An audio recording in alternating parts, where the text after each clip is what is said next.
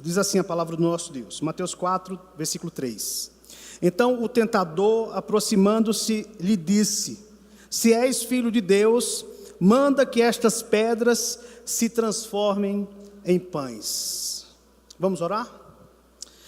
Senhor, nós te louvamos por essa rica oportunidade de, no último dia do ano, nos reunimos para te adorar. Nos reunimos, ó Deus, em torno da Tua Palavra para te exaltar e para ouvi-la, pois é a Tua Palavra que nos orienta, é a Tua Palavra que nos fortalece, é a Tua Palavra que nos direciona, é a Tua Palavra, ó Deus, que faz com que venhamos compreender qual é a Tua boa e perfeita, ó Deus, vontade para as nossas vidas. Por isso, estamos na Tua dependência nessa noite.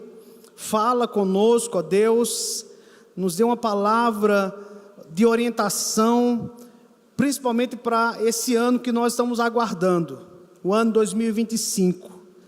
Que a Tua palavra, como espada de dois gumes, possa de fato penetrar profundamente no nosso ser nessa noite. E que o Senhor me use como um instrumento, um vaso, ó Deus, em Tuas mãos. Em nome de Jesus, amém. Irmãos, às vezes Satanás leva os crentes a pecar, mostrando o prazer de pecar. Porém, Satanás ele oculta a tristeza que resulta do pecado. Ele faz com que o pecado pareça prazeroso, pareça atraente. Observe o texto, o contexto aqui do capítulo 4, que é da tentação de Jesus. Jesus estava faminto naquele momento, e a proposta era: por que não transformar pães em pedra? Afinal de contas, satisfazer uma necessidade natural é normal, é aceitável, é bom, porque vai acabar com a fome.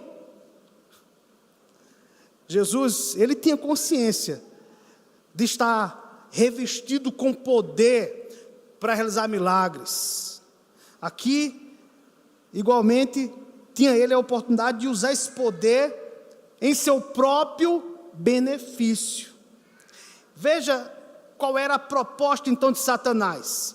Satanás ele queria destruir a confiança do filho na vontade e no poder do Pai, para sustentá-lo.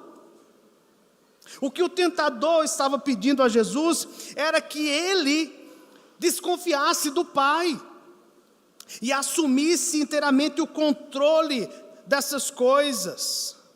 Mas, irmãos, Jesus ele não se deixou levar pela astúcia de Satanás.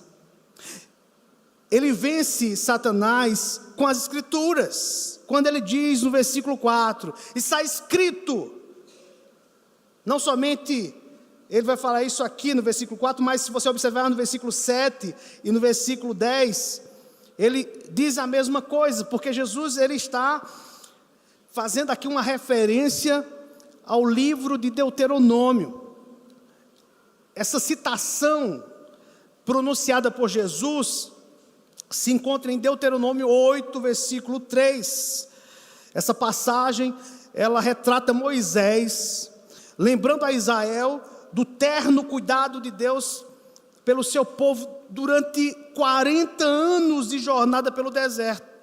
Particularmente, essa passagem mostra como o Senhor alimentara o seu povo no deserto com o maná que caía do céu, outrora completamente desconhecido deles e dos seus pais.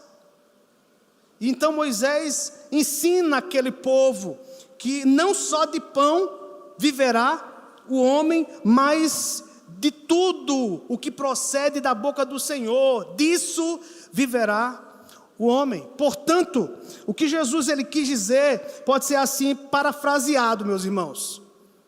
Tentador, você está com a falsa suposição de que para que um homem sacie sua fome e continue vivendo, é absolutamente necessário o pão. Contra essa ideia errônea, agora declaro que a única fonte indispensável de vida e bem-estar do homem, e para mim mesmo, é o poder de meu Pai, que é criativo, energizante e sustentador. Meus irmãos, observem, a expressão toda palavra que sai da boca de Deus, se refere à palavra do poder de Deus. Jesus está mencionando aqui a onipotência de Deus, que Ele exerceu quando criou todas as coisas do nada. Jesus está se referindo aqui do poder preservador de Deus. Ele disse: haja luz e houve luz, e essa luz é mantida até hoje. Todas as coisas que existem no nosso universo é regida pela palavra de Deus. Existem as leis naturais, mas essas leis naturais foram criadas por quem? Por Deus. E quem está por trás dessas leis naturais? O Criador, ativamente sustentando essas leis, para que não haja um desmantelo no cosmos. Da parte de Jesus, essa resposta, irmãos, à proposta de Satanás, foi uma expressão de confiança filial no cuidado do Pai. Se você observar lá em 1 Tessalonicenses 3,5, Paulo diz que o príncipe do mal, ele é chamado de o tentador. Isso mostra que sua vileza é tamanha, que o que ele mais deseja é ver o ser humano na lama. Primeiro ele leva um homem a pecar. Em seguida, quando quando esse tentado segue o conselho de Satanás, o tentador então se transforma em acusador. Além disso, ele prosseguirá ainda acusando aquele que caiu, mesmo quando este depois se arrepende. Portanto, meus irmãos, como podem os crentes resistir a Satanás quando esse faz o pecado parecer tão atraente? Como? Veja que essa é uma palavra importante para esse ano que se inicia daqui a algumas horas. Aqui eu quero mostrar para vocês 4 maneiras para evitar que sejamos levados ao pecado no ano de 2025 e nos anos posteriores. É sobre isso que nós vamos tratar então nessa noite, rapidamente, meus irmãos. Primeiro, então, os crentes, eles sempre devem se manter o mais longe possível do pecado. Você deveria estampar isso, não é, na sua mente, escrever no papel, colocar essa frase no seu escritório. Você deveria se manter bem longe possível do pecado, porque aqueles que brincam perto de um buraco profundo não devem ficar surpresos se caírem dentro dele. Essa metáfora, meus irmãos, de brincar perto de um buraco profundo, não poderia ser mais pertinente para ilustrar, meus irmãos, a tendência humana de subestimar os perigos do pecado. O pecado, como nós sabemos, nunca é algo trivial. Em sua essência, o pecado é uma violação da santidade de Deus e, como tal, está sempre carregado de consequências terríveis. Quando uma pessoa decide se aproximar das tentações, ela está assumindo um risco imenso. Irmãos, não é apenas uma questão de fraqueza humana, mas um ato de desobediência direta ao que Deus nos instrui na sua palavra, porque a advertência é clara: quem flerta com o pecado está se expondo às suas garras. O que eu estou falando aqui para vocês, meus irmãos, Paulo escreveu em 1 Tessalonicenses, capítulo 5, versículo 22, ele disse: fugir da aparência do mal. Romanos 12, 2, Paulo diz: não nos conformemos com esse século. Efésios 5,11, ele ordena: e não tenhais comunhão com as obras infrutíferas das trevas, antes condenai-a. Agora, se você for para Romanos 12, versículo 9, veja como Paulo ele é enfático quando fala sobre o pecado. Ele diz: odeiem o que é mal, apeguem-se ao que é bom. Paulo, ele está exortando os crentes a se afastarem completamente do pecado e se apegarem ao que é bom. Meus irmãos, esse versículo 9 do capítulo 12 de Romanos faz parte de uma série de instruções práticas sobre como viver de acordo com a transformação que ocorre no crente após a sua justificação. Odeie o que é mal. O verbo utilizado por Paulo aqui, meus irmãos, é um imperativo, está no imperativo. Paulo está exigindo uma atitude ativa de repúdio ao mal. O cristão não pode ser neutro em relação ao mal, mas deve ter uma aversão visceral e firme ao que é mal, porque o pecado é o oposto de Deus e da sua santidade. Aí ele diz: apeguem-se ao que é bom. O crente é exortado por Paulo aqui a buscar o que é moralmente e espiritualmente bom, conforme a vontade de Deus. Isso não é só em alguns momentos, mas é em toda a sua vida cotidiana. Meus irmãos, esse versículo aqui nos chama a uma postura ativa contra o pecado. Não devemos ser complacentes contra o pecado. Não devemos ser indiferentes ao mal, mas devemos odiá-lo e ao mesmo tempo buscar de maneiras constantes, para que possamos nos afastar dele e nos apegarmos com aquilo que é bom, com aquilo que é santo. Porque, meus irmãos, o que tem de pessoas e crentes que não percebem como o pecado ele é tão letal e como a santidade é tão necessária nesses dias tão difíceis que nós estamos vivendo. O amor a Deus deve nos motivar a termos uma vida assim, meus irmãos. Se você ama a Deus, você tem que odiar aquilo que Deus odeia. E o que é que Deus odeia? Deus odeia o mal. Deus odeia o pecado. A santificação, meus irmãos, é o que nós devemos buscar. Como já falou alguns anos atrás, ou há séculos atrás, o puritano John Owen, ele diz que nós precisamos matar o pecado. Porque se você não matar o pecado te matará. Essa mortificação, meus irmãos, não é uma tarefa passiva. É uma tarefa ativa. Deve ser uma ação ativa, diária, em que nos afastamos e rejeitamos tudo aquilo que se opõe à santidade de Deus.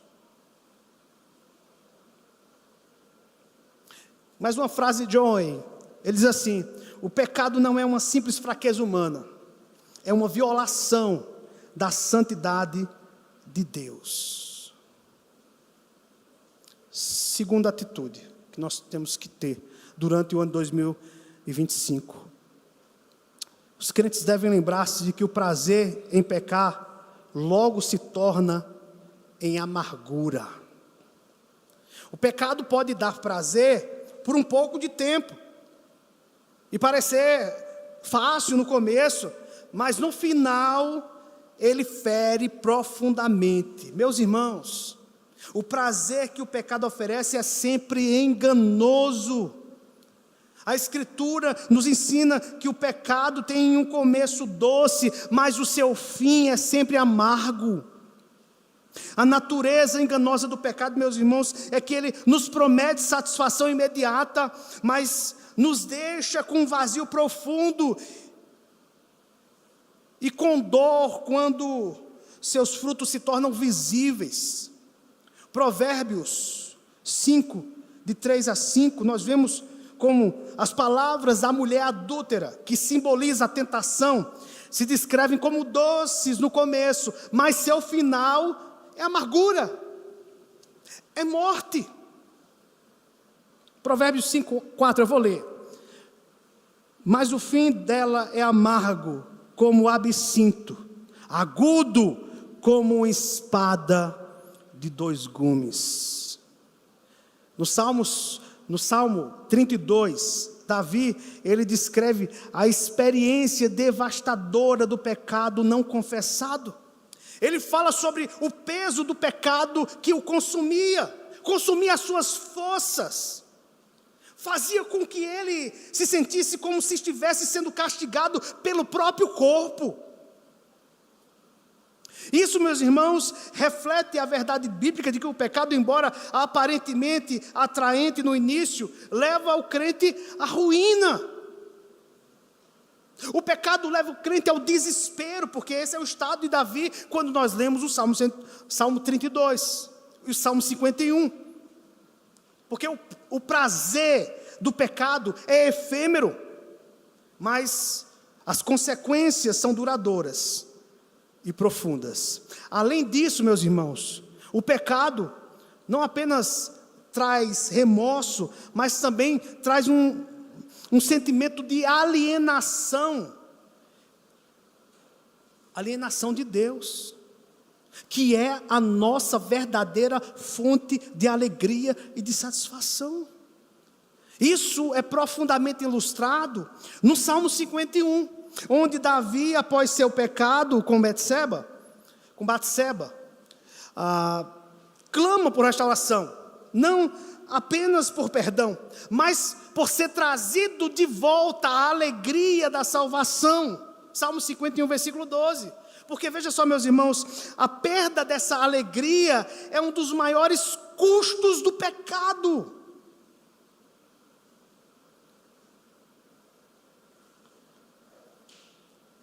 Isso nos leva à nossa terceira atitude, à nossa terceira postura. Os crentes devem lembrar que o pecado fará com que eles percam o que é realmente bom. Foi o que Davi perdeu por algum tempo. Ele perdeu a alegria da salvação. Ele perdeu por algum tempo, meus irmãos, o favor de Deus, a comunhão com Deus. Essa é a maior tragédia que pode existir. Além das consequências que o pecado causa na nossa vida, a consequência maior é esse sentimento de angústia, de afastamento de Deus. Mais uma vez, olhando para o Salmo 51, Davi, após seu pecado com Batseba, ele fez um pedido profundo a Deus. Ele disse assim: cria em mim, ó Deus, um coração puro e renova dentro de mim um espírito reto. Davi, ele sentia a perda do favor de Deus e com isso ele perdeu a verdadeira alegria. Porque, meus irmãos, pensem comigo, o pecado sempre resulta em alienação espiritual. E alienação espiritual significa que o crente não tem mais aquela alegria, aquela motivação que depende da presença de Deus nas nossas vidas. Muitos crentes, infelizmente, assim como Davi, não estou me referindo só ao pecado de Davi, mas a outros pecados. Muitos crentes, eles não olham mais para certos pecados com ojeriza. Ele acha normal. Até certos palavrões, para alguns crentes, são aceitáveis. Certas posturas certas atitudes, certas ações, que em algum tempo ele entendia que era errado, que era pecaminoso, hoje ele acha que não mais é, porque ele está cego. Deixa eu dar um exemplo para vocês. Um crente que tem vício em pornografia, ele é viciado em pornografia, seja ele homem ou mulher. O que é que acontece com a mente dessa pessoa? Ela está com o seu coração endurecido, porque ela não consegue se libertar desse pecado. Comete 1, 2, 3, 4, e ele perde as contas quantas vezes cometeu esse pecado. E já não mais ora, chorando, suplicando a Deus pelo perdão. Veja, meus irmãos, não é só o pecado da pornografia, mas outros pecados, que para algumas pessoas se tornam normais. Essas pessoas estão profundamente endurecidas. Essas pessoas, elas não possuem a alegria da salvação. Não estou dizendo aqui perda da salvação, porque nós não acreditamos que o crente verdadeiro possa perder a salvação. Ele pode passar por esse período de enfraquecimento, como Davi passou. E o exemplo de Davi está aqui para que nós não venhamos repetir, mas que venhamos fugir. Venhamos entender como essas consequências são duras, são amargas, porque nós perdemos, meus irmãos, aquilo que é mais precioso, a alegria da comunhão com Deus. Domingo eu falei para vocês aqui sobre a questão, não é, até no final, acho que no momento das informações, deu exemplo de Spanford, um autor do hino 108, a aflição e paz. Veja o que é um homem que está em comunhão com Deus. Veja o que é que ele sente no seu coração. A sua esposa foi em uma viagem de navio com seus filhos, e durante essa viagem o navio naufragou, e a esposa não conseguiu salvar os seus filhos. Então ela fez um bilhete para o seu esposo, e no bilhete estava escrito: salva só. E o que aquele homem fez? Ele experimentou uma profunda aflição, porque perdeu seus filhos, mas aquele homem tinha comunhão com Deus. A paz que excede todo o entendimento guardou a sua mente, guardou o seu coração em Cristo Jesus. Uma pessoa que está flertando com o pecado não experimenta essa paz. Certamente entraria em desespero, depressão profunda. Mas o que é que ele fez? Ele escreveu o hino 108, aflição e paz. Porque só o crente que tem comunhão com Deus pode desfrutar dessa paz no meio da aflição. Filipenses 4:7, a paz de Cristo, que excede todo entendimento, guardará os vossos corações e a vossa mente. É isso que acontece. Mas o pecado interrompe essa paz. Meus irmãos, o Espírito Santo não é apenas uma presença confortadora, mas também o Consolador e aquele que nos orienta para a verdade. Quando nós pecamos, nos tornamos insensíveis à sua presença, à sua direção, o que nos torna, meus irmãos, incapazes de viver de maneira agradável a Deus. Isso resulta em uma vida espiritual desidratada, sem a vitalidade que vem da comunhão com Deus. Então, primeiro, os crentes sempre devem se manter o mais longe possível do pecado.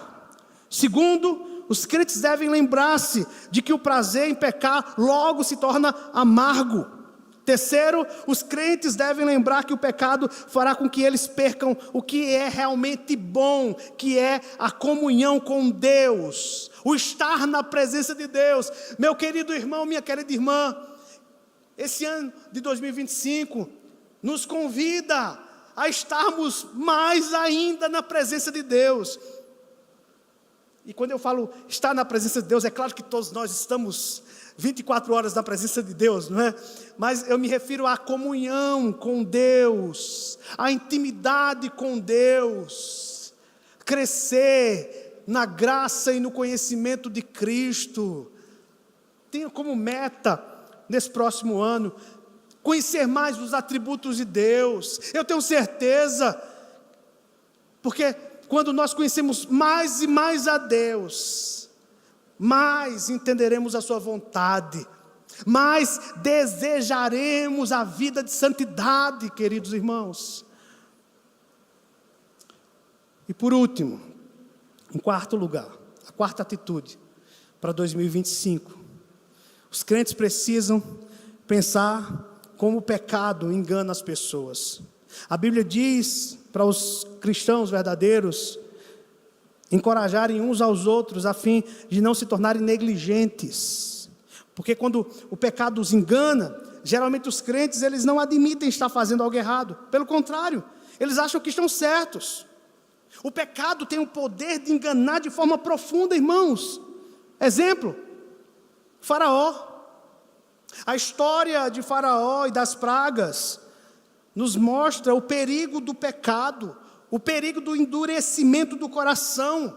Faraó, mesmo diante dos sinais claros do poder de Deus, ele se recusou a se arrepender. Isso, irmãos, ilustra como o pecado pode enganar, como o pecado pode endurecer o coração das pessoas. Se você observar, quando Moisés fala em Êxodo sobre o endurecimento do coração de Faraó, você vai observar que o contexto lá refere-se ao processo de Faraó se tornar insensível aos apelos de Deus. Sabe? Quando Deus diz assim para você, Deus lhe orienta pela palavra: não vá por esse caminho, meu filho. Minha filha, não ande por aí. Meu filho, não acesse esse site. Não assista esse tipo de filme, esse tipo de música. Não vá por esse caminho, meu filho. No início, muitos atendem esse clamor de Deus. Mas quando você começa a seguir o seu próprio coração, o nosso coração, ele é tendente ao endurecimento, mesmo tendo um coração transformado. Mas nós temos que nos lembrar que o velho homem ainda habita no nosso coração. É esse velho homem que só quer uma pequena oportunidade que nós viemos dar a ele, para que ele venha nos dominar. Não é à toa que Paulo, ele, quando escreveu Romanos capítulo 6, Paulo, ele tenha enfatizado tantas vezes ali a questão da mortificação do pecado. Ele diz: olha, não permitam que o pecado reine nos membros de vocês. Antes vocês ofereciam os membros de vocês ao pecado, mas agora vocês que foram ressuscitados com Cristo, vocês que são agora pessoas justificadas, vocês precisam oferecer os membros de vocês como instrumentos de justiça a Deus. Vocês não são mais escravos do pecado. Vocês não são mais dono de vocês mesmos. Vocês possuem um dono zeloso.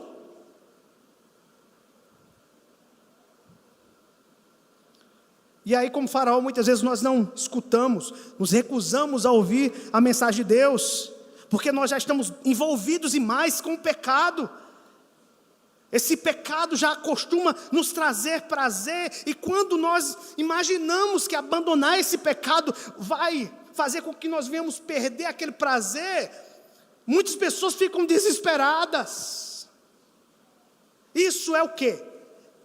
Endurecimento O seu coração já está endurecido quando você não dá mais ouvidos a Deus. Lá em Jeremias 17:9, a Escritura afirma: enganoso é o coração, mais do que todas as coisas, e perverso. O nosso coração é profundamente enganoso. O nosso coração é profundamente perverso. É o que a palavra de Deus diz. Porque o coração humano, sem intervenção da graça de Deus, ele é vulnerável ao engano do pecado. Veja, meus irmãos, a coisa é tão séria, que muitas vezes o crente está caindo em pecado e começa a justificar a sua transgressão, criando um falso senso de justiça. Por isso, a comunidade cristã é essencial para a preservação da santidade, irmãos. Em Hebreus 3:13, nós somos exortados a encorajarmos uns aos outros, todos os dias, durante o tempo que se chama hoje, para que não sejamos enganados pelo pecado. Veja, Deus usa a igreja como ferramenta, e nós, como irmãos em Cristo, precisamos nos encorajar. Porque, irmãos, a verdadeira amizade cristã envolve a disposição de confrontar uns aos outros com a verdade da palavra de Deus, não permitindo que o pecado se enraize em nossas vidas sem o devido arrependimento. Deve haver essa preocupação mútua dentro da igreja, meus irmãos, para que nós não sejamos enganados. E às vezes, sabe o que acontece? E Deus vai cobrar isso de muitas pessoas. Quando nós estamos vendo o pecado na vida do nosso irmão, estamos vendo claramente que o nosso irmão está se afastando, que o nosso irmão está flertando com o pecado, e nós podemos muitas vezes ver aquilo, ouvir da boca dele, e muitas vezes nós dizemos assim: eu não quero me envolver. Como assim? Você não quer se envolver? Você faz parte dessa comunidade de crentes, de pessoas que irão morar no novo céu e na nova terra. Eu não estou me referindo aqui, meus irmãos, a estar olhando para a vida dos nossos irmãos com a intenção de julgar essas pessoas no sentido malicioso da palavra, certo? Malicioso. Claro que nós podemos julgar quando vemos os fatos, podemos julgar. Não podemos julgar de maneira maliciosa, porque se você julga de maneira maliciosa, Jesus diz: olha, você que está vendo o argueiro no olho do teu irmão, primeiro tire a trave que está no teu, para que depois você vá até ele e o confronte. Veja como isso é sério. Veja como isso é sério, meus irmãos. Nós, como povo de Deus, precisamos entender que nós somos e devemos ser responsáveis uns pelos outros. A Bíblia diz que nós temos que levar a carga uns dos outros. O amor mútuo, a ajuda mútua deve existir. E quando isso não existe, quando ninguém está preocupado com a vida do seu semelhante, do seu próximo, do seu irmão, especificamente do seu irmão, daqueles que congregam conosco, e você não o ajuda, o exortando em amor, dizendo assim: meu irmão, o que é que está acontecendo com você? Eu presenciei essa cena aqui. Meu irmão, cuidado, se arrependa, porque o buraco é muito profundo. Se você cair nesse buraco profundo, vai ser difícil tirar você dele. Mas aí, muitas vezes fazemos vista grossa. Fazemos vista grossa e não exortamos o nosso irmão. Você está em pecado, saiba disso. Eu estou em pecado, sabendo que o meu irmão está vivendo em pecado, e não o corrijo, e não o repreendo em amor, eu estou profundamente errado. Estou pecando também por negligência. Meus irmãos, já indo para a conclusão, lembremos de que o pecado não é prazeroso, mas amargo. Por mais agradável que possa parecer à primeira vista, não deixemos, irmãos, que Satanás nos afaste da comunhão com Deus, nos enganando com as suas mentiras. O pecado, meus irmãos, é uma grande ilusão. Ele nos promete prazer, mas nos entrega a destruição. Ele nos promete liberdade, mas nos aprisiona nas suas correntes. No ano que se inicia, que possamos registrar, meus irmãos, que a verdadeira satisfação está em Deus e não nos prazeres efêmeros e enganosos do pecado. Como disse o puritano Thomas Watson, o pecado é como fogo. Ele começa pequeno, mas cresce e consome tudo. Não se deixe enganar pelas promessas vazias do pecado, irmãos. Embora ele possa parecer atraente, por algum momento ele sempre traz consequências amargas. A luta, encontraremos forças para vencermos, as tentações. E somente em Cristo encontramos a verdadeira paz, a verdadeira alegria e a verdadeira santidade, irmãos. Portanto, neste novo ano, com a ajuda do Espírito Santo, que possamos viver em total obediência à vontade de Deus, que possamos a cada dia afastar-nos de tudo aquilo que desagrada a Deus e nos afastaria da comunhão com Ele.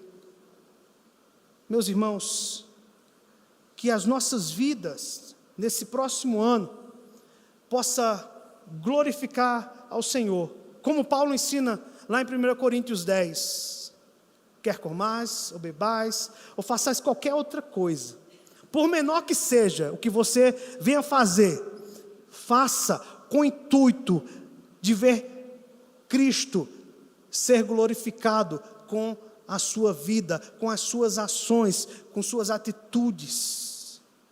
Que nesse ano e nos outros que virão, possamos ser capacitados pelo Espírito Santo a viver como novas criaturas, nos afastando do pecado que tenazmente tem nos assediado, e que o nosso propósito, meus irmãos, seja abraçar a vida de santidade, abraçar a vida de santidade que de fato essa agrada a Deus, essa de fato glorifica a Deus. É assim, meus irmãos, que o Senhor nos chama a vivermos de hoje em diante, para a sua glória. Amém. Louvado seja Deus.